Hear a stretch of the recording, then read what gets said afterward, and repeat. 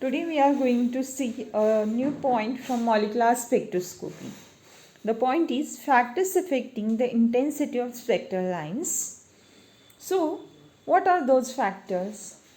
So, here are the factors which affects the intensity of the spectral lines.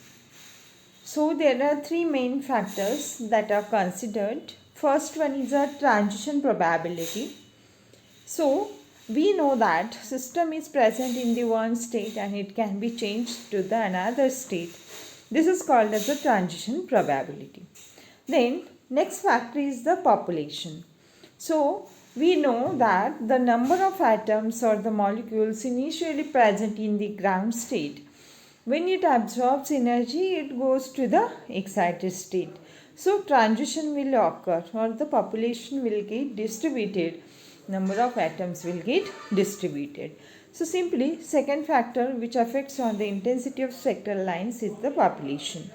And the third is the concentration or the path length of a sample.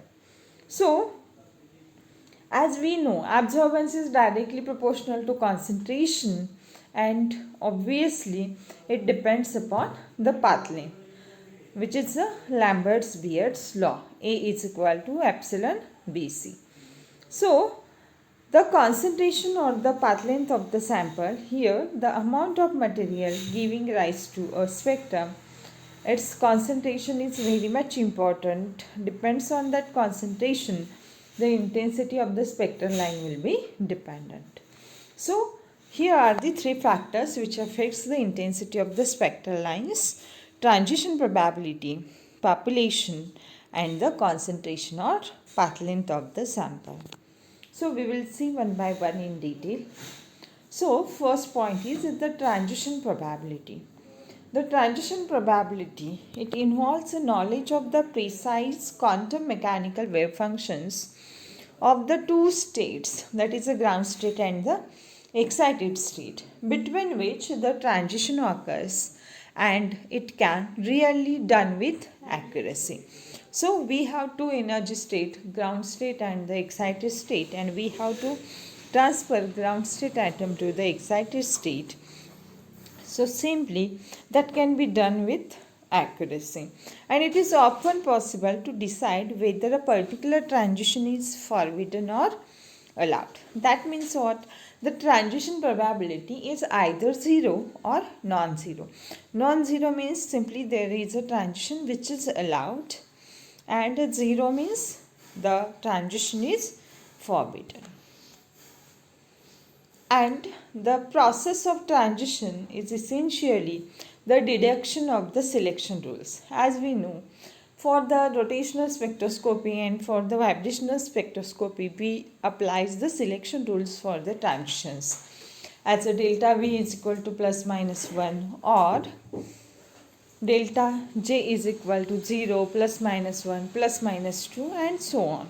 So, such kinds of selection rules will be deduced in case of the transition probability, and which allows us to decide between which level transition will give rise to a spectral lines. So this is all about the transition probability. And the second factor is population of the states. Here, if we have again two energy levels, one is the ground state and the second one is the excited state.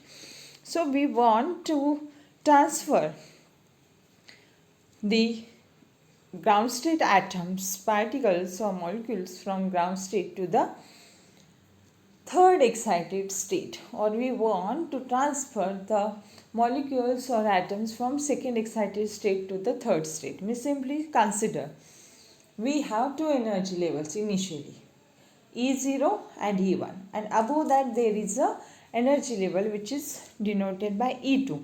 So E0, E1 and E2, these three energy levels are with us, and we have to transfer the molecules from E0 to E2 and E1 to E2. So these both transitions are equally probable. The E0 to E2 and E1 to E2, both transitions are equally probable. So we will get only one line which is of a highest intensity. Why this is so? Because the state or the energy level which contains initially maximum population, it will leads to the higher intensity of a spectral line. For example, we have the capital N are the total number of molecules which are distributed between two energy states. Okay, one is a lower energy state and another one is a upper energy states, and the energies related to that states are E lower and E upper respectively. So we would expect most of the molecule to occupy the lower state or the lower state. So as we know, the maximum population is at the ground state. Ground state is a highly populated state. So simply when the transition occurs from ground state to the excited state, the transition is most probable and it gives the line with higher intensity. So simply the state which has a higher population initially, it gives the maximum intensity peak. So this is the population of the states. Then we know the Boltzmann distribution law for the distribution. When there is equilibrium condition and we have capital N number of the molecules and we have distributed that in the lower state and the upper state, and the energy associated with that molecules is capital E, then K is the Boltzmann constant and T is the temperature. So here is the Boltzmann distribution law. N upper divided by N lower is equal to exponential of minus delta E divided by KT. So this is our equation, and here delta E is the difference between energies of a upper state minus lower state, because the lower energy level or the lower energy state is of less energy as compared to the highest energy level. So here temperature is in Kelvin, K is the Boltzmann constant, or you can say that it is a universal constant. So its value is given 1.38 into 10 raised to minus 23 joule per Kelvin. So by using this equation we can easily find out the population of the excited state with respect to the ground state. And now our last point is here, which is path length of the sample. So as we know, when we take any sample, it absorbs energy from a beam of radiation. The more sample the beam transverses, the more energy will be absorbed from it. So consider we have the 1 molar copper sulfate solution and we have provided 100% energy radiations to that copper sulfate solution. So out of that provided radiations, it absorbs only 50% radiations and transverses around 50% radiations further. So simply we might expect that twice as much the sample would give twice the absorption. So when we have 1 molar concentration, we will get suppose the 0.5 absorbance, and when we double the concentration from 1 molar to 2 molar, and we expect that the absorbance should be doubled, because absorbance is directly proportional to concentration. When concentration will be doubled, we want absorbance should be double, but this is not the case. So suppose we have two samples, first is S1 and another is S2. So we initially provide the 100% energy to S1 and S2 combined. Okay, out of that 100%, 50% energy will be absorbed by S1 only. Okay, and remaining 50% will be transferred to the S2. So if we pass a beam of initial intensity I0 through S1, the 50% of the I0 will be absorbed by the S1, and remaining 50% I0, that is half I0, will leave to the S2.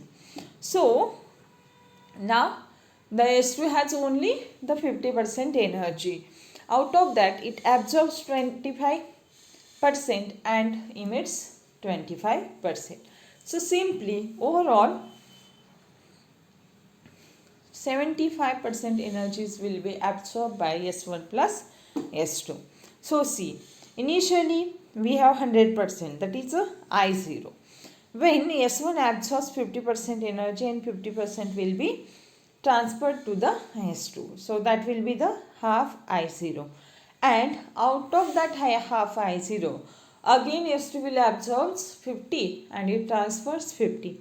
So its half is there again. Okay, so overall half into I0 is equal to 1 by 4 I0 will leave S2. So S2 absorbs 1 by 4 of initial and it leaves 1 by 4 of the initial radiation. So initially half and here 1 by 4 which is absorbed by S2. So overall is our 75% energy will be absorbed by the S1 and S2 and the 25% energy will be released. So here see what I have written, that to 50% absorption in succession do not add up to 100%. That means when we double the concentration, the absorbance should not get doubled, it will be less. So thus to 50% absorptions. Okay, initial 50% was absorbed by S1 and remaining 50% will be transferred to S2.